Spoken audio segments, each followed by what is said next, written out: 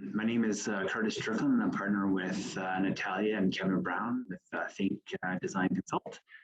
We're a new passive house high performance consultancy group in Calgary. And I've been in various industries and have been, interested in passive house and high performance building and architecture for quite some time, and decided to shift my focus and get involved in the passive house world and community. So I'm looking forward to walking through a little bit of our proposed solutions as we are navigating the best ways to execute projects. And that's good to meet everybody. Natalia?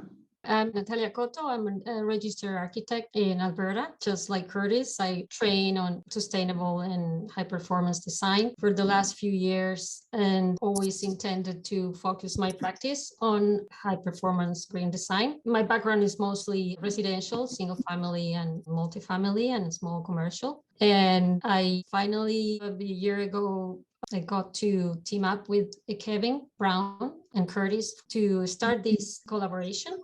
We're working hard on it and trying to get better and better. Kevin will be our chat guru for the presentation today. Yes, as we mentioned, today we want to take an opportunity to talk to those who are interested, those in the industry, those who are learning themselves, and those who have experience, really about the importance when it comes to high performance builds is really trying to find that right high performance team and high performance process that aligns with it. And collaboration is absolutely critical. And early involvement of all parties is absolutely critical in that collaborative approach. We'll get into it about some of the things that we find might be more of a practical solution for multifamily residential type of builds. All right, so the jargon. There's definitely lots of different types of processes out there between the concept of collaborative or early design, integrated approaches, alliance delivery model, progress design build. It's a bit overwhelming. A lot of them are either quite fit for purpose, depending on the magnitude of the project. I come from a background of projects are $1 million to $1 billion in budget, so you can imagine some of the different types of processes that are involved with the magnitude of partners and people involved. But what makes real sense for for the residential industry, for the builds, the multifamily, the smaller type budget projects, is kind of what we wanted to filter down some of these processes and take some of the key elements of them, the concept of them, and make it our own and share that process.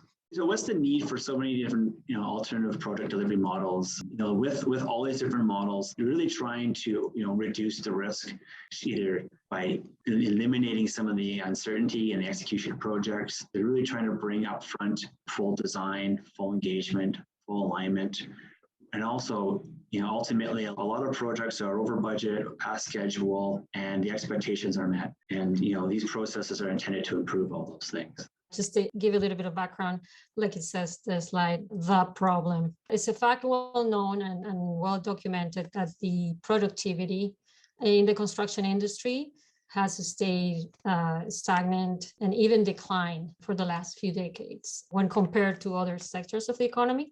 So, for example, it's been reported that since 1995, the global value added per hour, as well as the profit margins for engineering and construction, has grown approximately a quarter of the rate in manufacturing. So how did this happen? We know that historically building construction began a master builder, so a fully integrated system. But over time, the industry fragmented vertically first into design, then build, then operate, with a new team intervening at each stage. And then increasing complexity of projects led to specialization for each stage, again, multiple disciplines partaking their own separate ways. So today, we know that just like with any other social activity, there are external factors affecting this lagging productivity, such as labor and material cost escalation, supply chain disruption, regulatory changes, funding and financing issues, the climate impacts, the new technologies, but also internal challenges that mainly speak of this fragmentation within the organizations involved and the construction process itself. So the lack of clarity on common goals for any given project, the lack of proper coordination between participants and stages, the silo mentality, the risk aversion, stifling creativity, innovation, and this often adversarial dynamic that this all generates. Ultimately, the failure to execute, like Kurtis was saying, on time and on budget, which has sadly become the norm, are all signs of a broken system that needs a profound change, end to end, in order to deliver on requirements and expectations. So if this fragmentation we're talking about is at the base of the problem, then what we need is a new approach that incorporates integration and collaboration. That's kind of the problem, the diagnosis and the antidote. And the antidote, hopefully. Yeah, absolutely. Here's a fun illustration of what Natalia was going on about here. Is you've got yourself a customer who's coming up with an idea of what they're looking for, and without good communication, good teamwork, and good collaboration, you end up having that communication from the customer going to the project manager, passes it on to the engineer to do the design. The design's done based on their understanding, and they're not really, collaborating clearly. And then you have, the builder, of course, not quite building what the designer wanted to build because it was just looked ridiculous. And then, of course, at the end, you're seeing a different result that was intended. And so the impacts to everybody on not having a good workflow and not managing the project upfront, having that collaborative environment. You got your homeowner with a certain cost, schedule, design experience is expected, so their expectations are set. And then those who are building and those who are working on the job end up making errors. There's rework, which unfortunately are not necessarily always billable. Your design is actually turning into a very expensive build, and you're not delivering on the expectations for the homeowner. And then as the builder is taking a significant amount of risk in circumstances. Their profitability is drastically reduced. Their overall schedule is not making on time, impacting other projects for them. Their reputation on being a good builder is at jeopardy. Inefficiencies, rework, again, not delivering on these expectations. And at the end of these type of projects, the homeowner is getting increases in cost. Didn't get the home built on time, so schedule delays. Overall experience from trying to communicate, trying to work with all these different parties and the complexities of it, it just ends up being a very poor experience, and the expectations are ultimately not met. When it comes to Passive House, it's extremely important to have things uptight and clear, because you have a performance expectations. You've got to meet your performance targets. If you don't do that, you have to prove your build, prove your design. And it's really critical to have that quality involved and people involved. So it's something that's very important to ensure that we have the right process to minimize all those risks for all parties.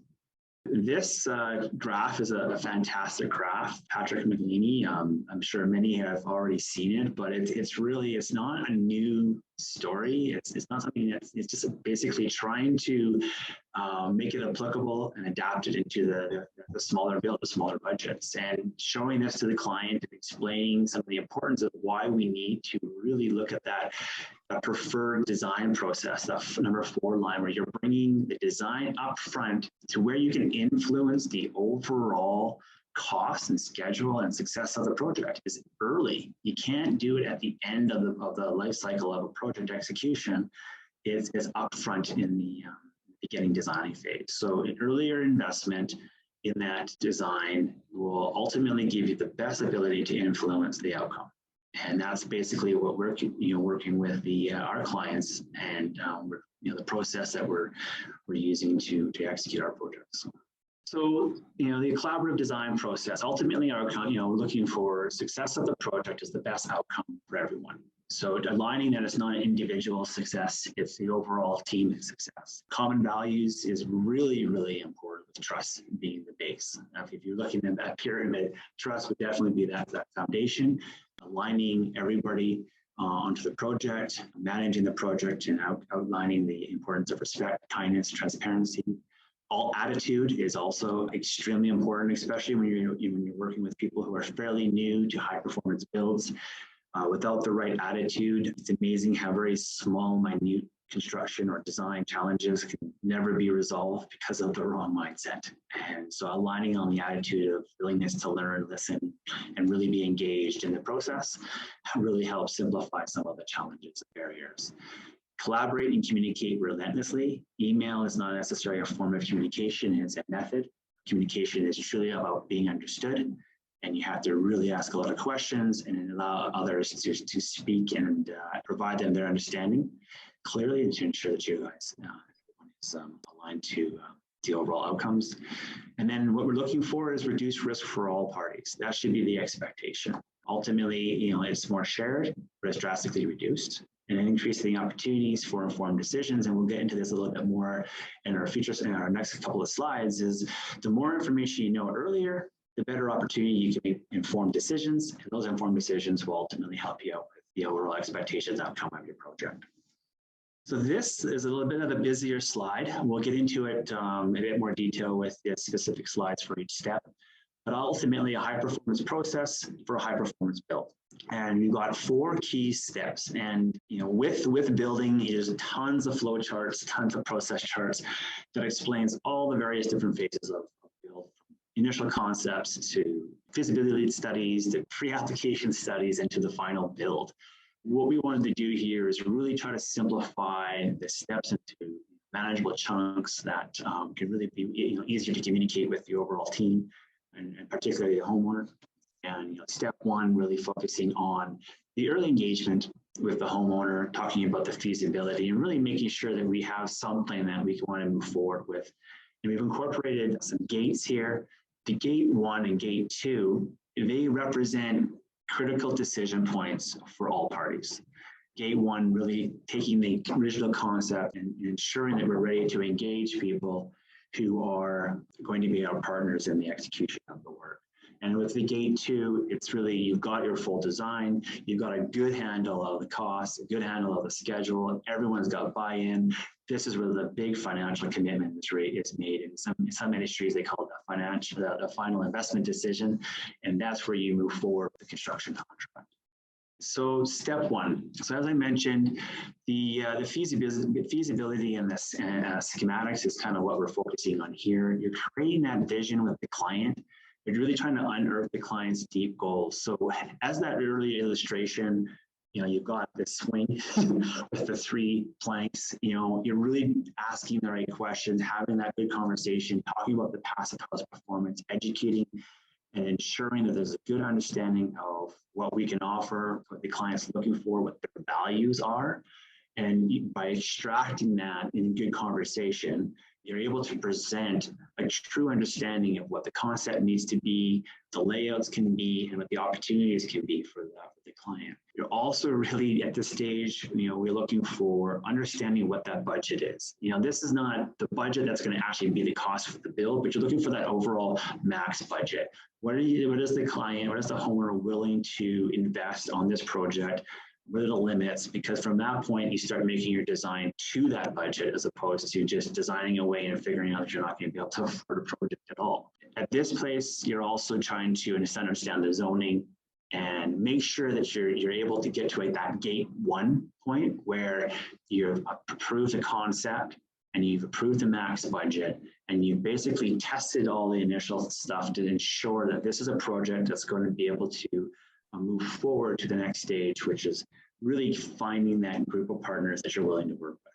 This is very much of a very value-based approach and takes the right amount of time and effort and with your client to get that gate 1.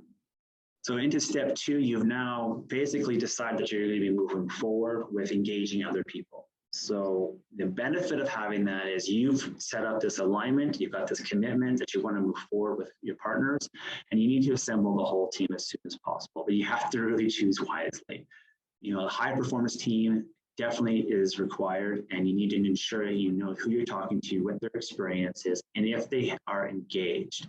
The concept here is you want to be able to get the right team together, with the right attitudes, the right values, and the right alignment, with the right experience, and then have them be part of that design phase. So we've set up like a pre-construction agreement A pre-construction agreement is basically a fair approach to utilizing their resources, their time to support the design process with you and the client. This allows all the right trades coming together, all the right people, so that you can have a complete, comprehensive review of the design, identify all the key product requirements, any constraints, all the different parties' constraints, all the different parties' concerns and risks, any other approval or requirement, it all come together. The agreements, the pre-construction agreement, we've had experiences where it would be separate agreements between the client, or it may even be one agreement between the representing management. So with Think Design Consult, we would have the pre-construction agreement in our name, working with all parties, working these separate ones. The outcomes here is a comprehensive design development team dedicated to optimize design, cost, and schedule, and to work towards ensuring we have that really tight budget, tight schedule. Very, very collaborative approach through the design phase with this team. And again, I think I'll say it over and over again, is you have to have the right attitude and you have to have trust in your team. If you don't have the right team, it's just going to be a struggle, and you got to go back and try to find that right group of people to work with. So the design development stage. So you've got your team, the owner's vision is now translated into that full design and construction solution. You got the full team buy-in.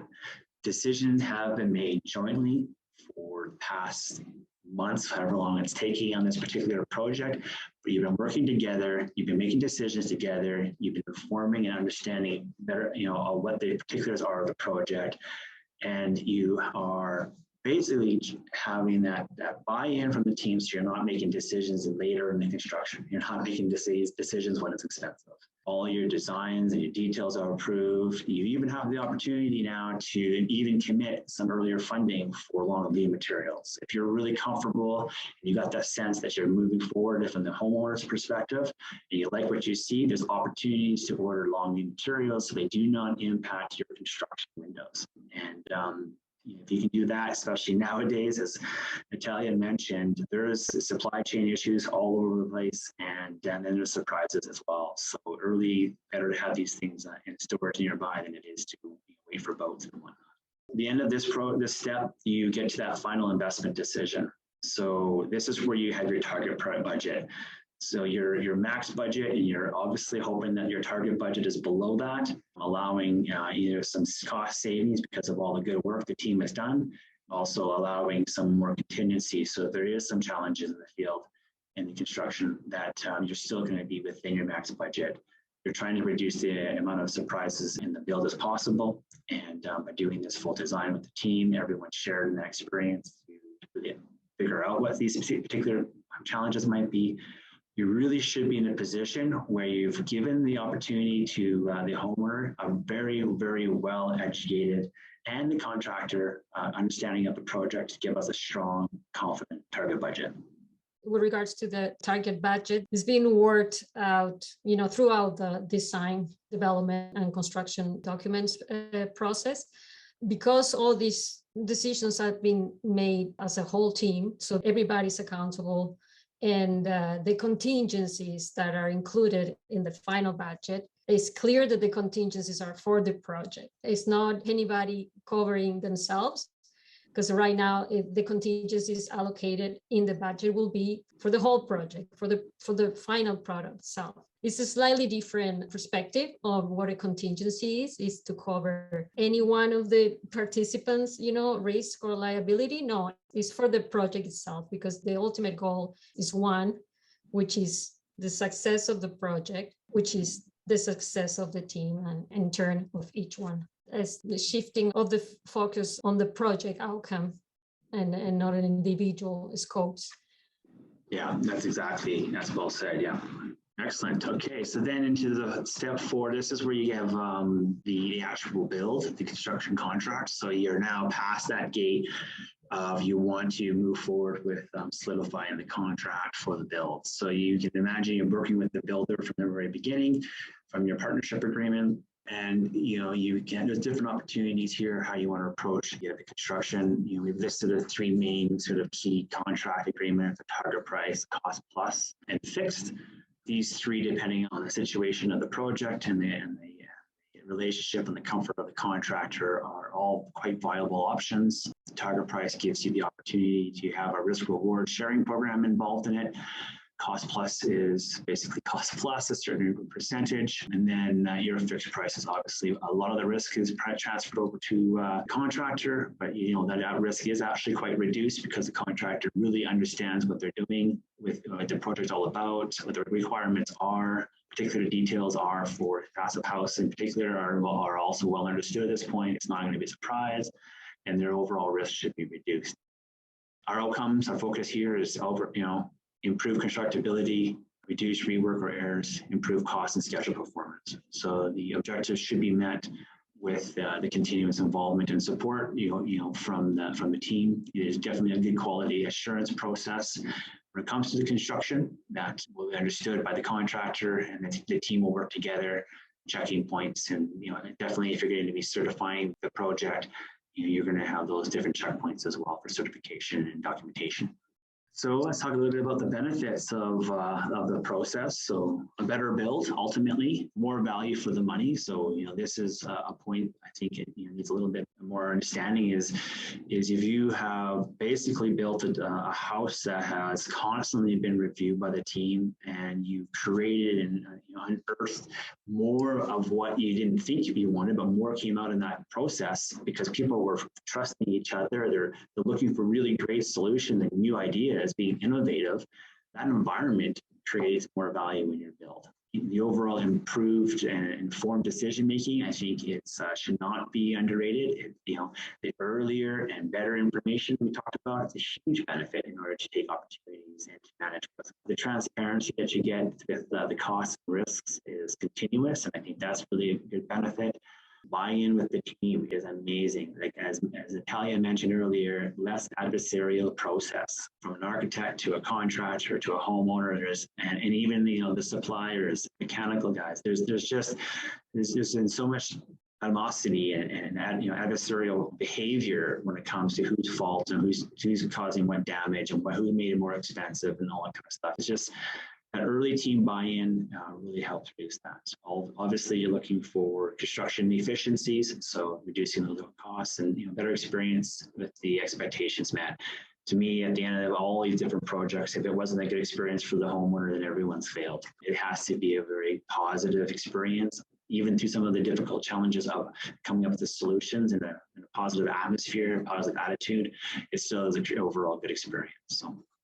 And then some of the challenges, it's access to capital to support pre-construction costs. So yes, you saw that curve, a bunch of activities happening quite early before you even decide if you want to move ahead and build the project. Funding is required early up front. And depending on different clients' financial situations, whether they're very dependent on construction build contracts and loans, or they have some funding up front, I'm thinking 25% of the project budget is kind of necessary to have cash in hand or access to funds so that you can support opportunities to bring in a team early, invest in that, and then opportunities to buy and procure long leads items, especially if you're in fabrication, ideas, paneling.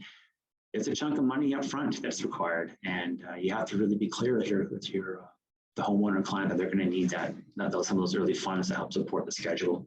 Client commitment to maintain schedule and cadence. So you're asking this team to come together. The challenge is you want to be able just to kind of chip away at a progressive schedule to meet these deadlines, to meet the opportunities to buy long leads so that you can get them during the construction timeframe of your summer builds. If you're looking for those, you got to have that constant support and respect for the schedule from all parties. And sometimes that's actually a challenge with homeowners and being able to support the team.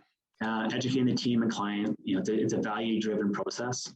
It can be a bit of a challenge for, who's paying me to be educated, paying for my time. I think that's an attitude check. If you've got people who want to be on your project and they need to learn, they need to take some training, they're complaining about not being paid for that training, they just don't get it. They're not looking at, the bigger goal is you're getting free training. And yes, you have to use your own time to do it, but this is going to ultimately result in better build and better experience for everybody. Finding the right partners and sub-trades. That may take time if you're relatively new to working in a certain area, or there's definitely lots of competition or lots of work and everyone's busy, right? So if you're overprescribed and you can't find your original team or your go-to team and you're looking constantly for new peeps, it could be challenging where you might find yourself in a situation where you're going to have to ask partners to leave. My years of experience of project execution is always a people issue that results in projects not working well. Processes can be fine-tuned to the best possible, but people process, those things make a project successful, and not being able to address people issues early is an often gap in good execution as well. So if you're not really attentive and focused on how well people are and their attitudes and how they're performing, if their trust is not there, you need to address it early. And that's a challenge for a lot of us because we want to be positive and look for the best in people, but sometimes it comes at a bit of a difficult decision to make or difficult circumstances later in the project. So continuous learning, that's definitely one of the key aspects that kind of bundles all of this up. It's adapting to extract the best value for all parties. You're wanting more wins, lots of different people, lots of different concerns, lots of different experience, and you have to adapt to the project, to the team that you have, and to the homeowner. Once you got all the players in place, you make the concept and the general idea of the process fit within that dynamic of team set that you've got. And then hopefully you learn every time and embrace those learnings and incorporate into your workflow, into your process. There's lots of benefits, of course. That's when we do it. Above all is the better outcome, the better project, and the better process itself for everybody involved. As early as possible to be at the table. I think that's what's going to ensure the buy-in of everybody, and lots of challenges too, of course, but that's why we allocated a full key stage to the forming of this team, as much as the process itself and the tools used during the process of design is the people.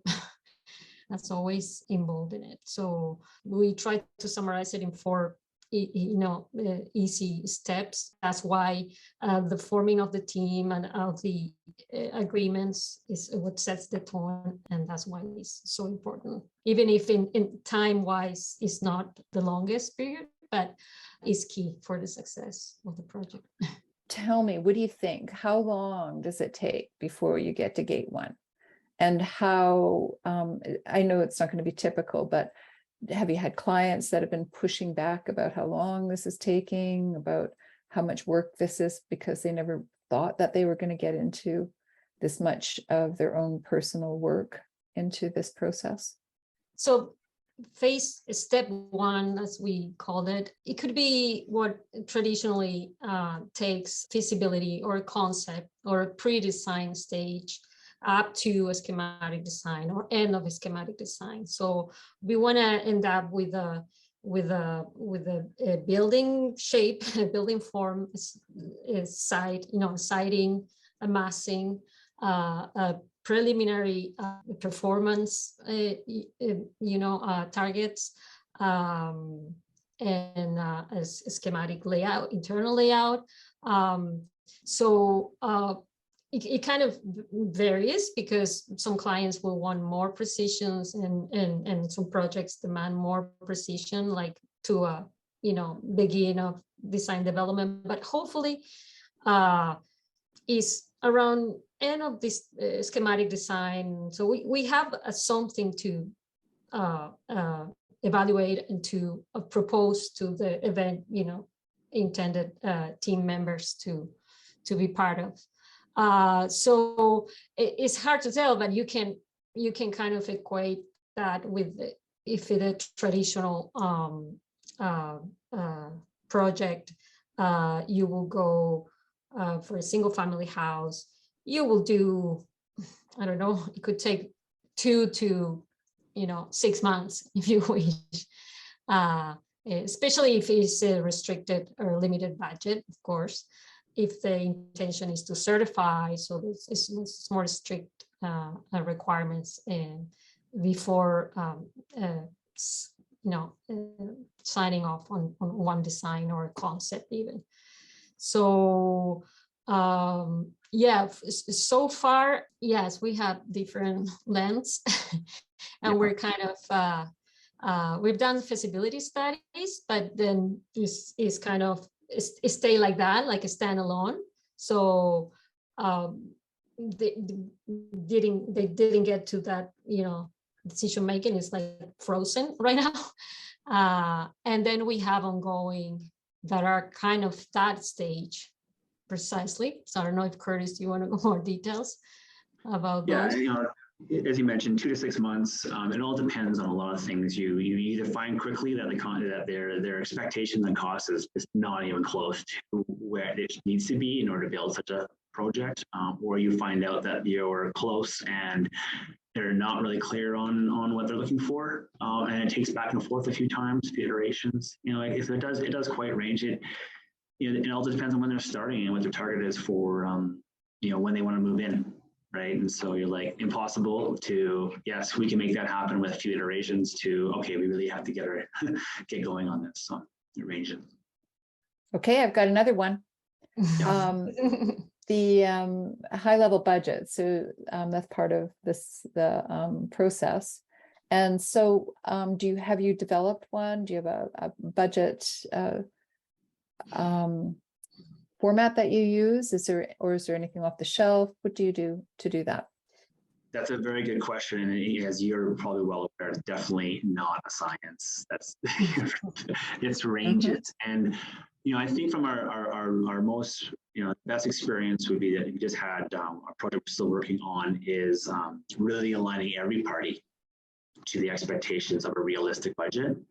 And it really changes on the location and different circumstances. We use numbers from Altus group that gives you, data across the country with pages of very small print that gives you specifics of how to actually appropriately use it. Learning quickly that a lot of contractors and people we've talked to don't use it correctly. When it comes into what's actually included in square footage. And so the initial max budget would basically be on square footage, a range depending on location, $300 to $400 per square foot. We've also broken it into different types of build types and arranged the dollars per square foot that way. Garage built in or garage separate, garages outside of the performance envelope or not, things like that. And we'll be doing multiple different ranges. So with the max budget, we've shown sort of plus or minuses and to what we feel the lowest would be for something like this to what is likely the highest. And then as we start to get into the details, we're looking to find that right spot. And the metrics that we use to get the lowest to get the highest is the ranges available on existing data or previous builds or talking to other contractors in the area for their experiences for light builds. So it gets better and better and better, but doing that early is very important because you don't want to spend months and months and months to find out that the homeowner is not even close to wanting to have a build that high. And that's where I think it happens in the older processes or in a less upfront design process. We're having those conversations early that are actually accurate. Providing expectations to the homeowner that, oh yeah, we can probably do it for that price, and finding out months and months later it's not even close. Nobody wins. So that's where you got to get that, the knowledge up front and get the right people involved early and help with that questions and make sure you don't overstate those commitments. That's where having the contractor on board, also having, collaborate with this with contractors that share the same values and are up for this type of project. Frequently that you can then build your historical data in order to be better equipped for the next project coming along. But yes, is essential, and specifically for high performance to have that. So we do include in our first phase research on rough budgets, like per square foot, if you wish, but also from special components like passive house requires. And so we reach out to suppliers and subcontractors and try to fill with the most current data as soon as we can. Yeah, coming from the building enclosure engineering discipline myself, I can't stress enough how important it is for the architectural, engineering, and construction teams to collaborate as early as possible and throughout the project to ensure everything's constructible, cost-effective, and it's going to perform as intended. I was wondering if you could touch on some of the, I guess, the more practical means of collaborating at different stages that you've utilized in the past that you found to be effective. An example would be design trips, workshops used for informing early design decisions, capacity building, etc. We'll use our most recent experience right now with our Golden project. We're looking at sitting down with our partners that we're just in the process of setting up that pre-construction agreement with. And the concept is to have a design optimization discussion. And that would actually include the homeowner, and which is always a little it's part of the process. It's necessary. But what our concept is, with a prefab and foundation, and you've got shared responsibility of the contractor doing the build, but then the prefab is going to be the good portion of the building envelope on site. Who's impacting who when it comes to those touch points. Right. So, different ways that we set up the foundation, our design optimization work would be, is it more cost effective for the prefab team to build their panels in a certain way with windows and offsets and whatnot. And then it's easier for us to just adjust the foundation versus the foundation being what it is and prefab having to do all their work to fit it accordingly. So those are the kind of conversation that we'll have with, would be a good sort of first step before you really get into finalizing the design of the panels and asking the contractor to start looking at getting the subtrades to start figuring out what they're going to do for their builds. Is that really that design optimization? Also, in that design optimization, we're looking for the dumbness out of some of these designs where they're just extremely expensive.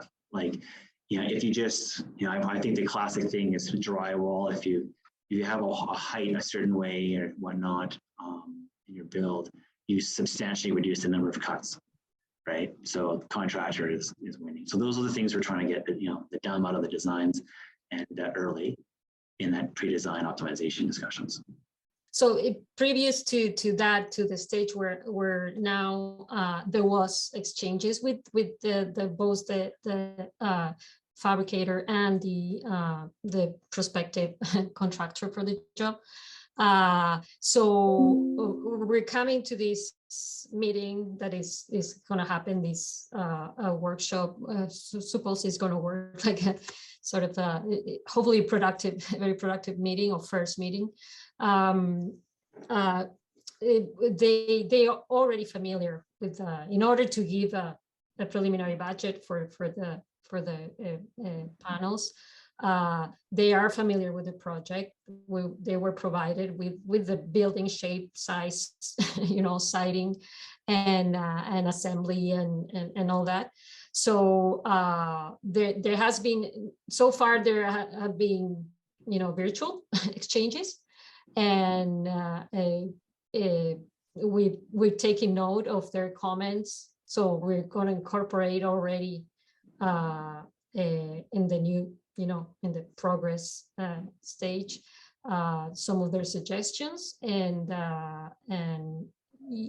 yes, so it's open book. Like, I think there's nothing to be guarded about. Like, share your models, share all your plans, all your measurements, all your numbers. Yeah, is what full team work is about. So yeah, being very open and to comment and review. We actually asked for the review. So it's not a very strict process that we have, but is integrated design, which is in architecture is nothing new really. The notion of collaborating, especially with sub-consultants, is something that is not up for discussion. Yeah, so the sooner the better, and the more heads on the project, the better. The important fact is that to be open, ask for reviews and challenge assumptions. And Natalia, there's a good question. The question is, why do you think the homeowner should have access to the contingency? My clients would use that in no time for upgrades, leaving zero for me. Habitat Studio in Edmonton. Okay. My initial thought, to that question is it really depends on, if you imagine that you're sitting there in a very open and transparent process to developing the budget, the contingency for the homeowner and the contingency for the builder, I would like to see that is defined in that budget. So the contingency for the homeowner is what they use to execute their work within their risk model, where the homeowner has contingency for changes they may want to make, and however they want to feel comfortable to ensure that they can fund the project. Your client, with taking your contingency, I think the concept of what we're looking at is there's already an understanding that a builder needs to be able to manage risk, and managing risk is having funding to do that. And depending on whether it's a cost plus, fixed price, target price, that contingency and how it's used and for what it's used it needs to be clearly articulated, so that you don't find yourself in a situation where the homeowner thinks that the contingency in other parts of the estimate is up for their grabs during the execution of the work. That's something that I've run into lately. We have great clients, and we have clients that it's not that they're not great, it's that they don't understand this process. So they're expecting a delivery of a product, and their involvement in the project is a mystery to them. They don't see themselves in that process, and drawing them in has been far more difficult than expected for some clients.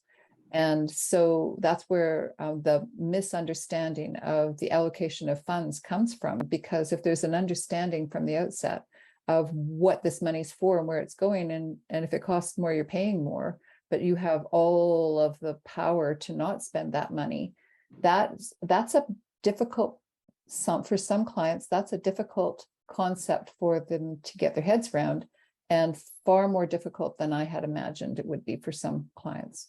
Lots of clients are, they never build. They don't have any of that experience. Mm-hmm. And I see that. And I think that's what we mentioned as a challenge is education and understanding of the process, and the time it may take to walk through. You may be doing it a few times over because you can say it, and then when you're actually living it, sometimes it's a different thing. And it makes people nervous. I'm always shocked to find out that clients are amazed that they have to put installment payments so early. How do you commit work to get done without that? And it's definitely a challenge.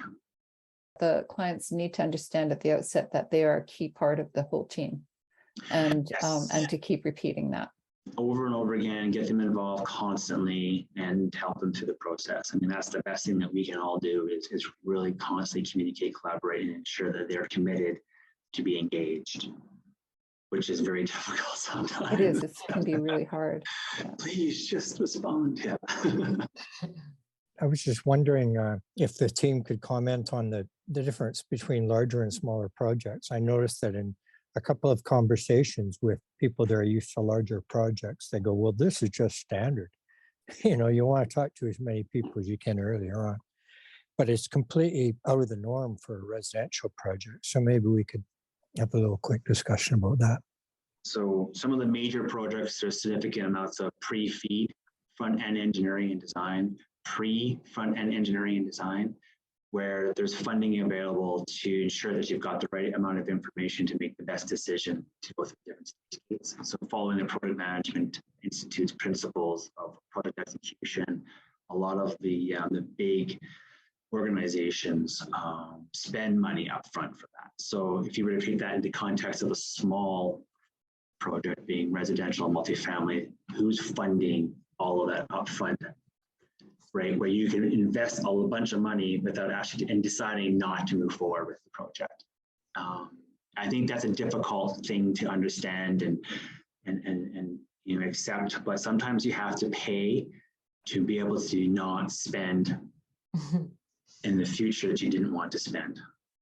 So you have to make good financial investment decisions, and you have to give yourself the ability to have most information up front. You have to fund that up front in order to potentially save a lot of money. You can really make a bad decision and lose everything that you thought you were going to get from not having the right amount of detail up front and information available to make a good decision. So I really appreciate this presentation. It's been awesome. Thanks for the great presentation.